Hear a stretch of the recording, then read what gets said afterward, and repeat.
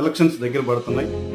ఇలాంటి పరిస్థితుల్లో ఒక సామాన్య ఓటర్ మధ్యలో ఉన్న ఏకైక ఆలోచన ఈసారి ఎలక్షన్స్లో ఓటుకి ఎంత ఇస్తారు అనేది ప్రధాన ఆలోచన.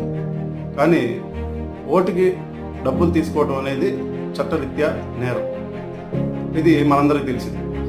కానీ ఈ మధ్య రాజకీయాల్లో ఒక కొత్త ట్రెండ్ మొదలైంది.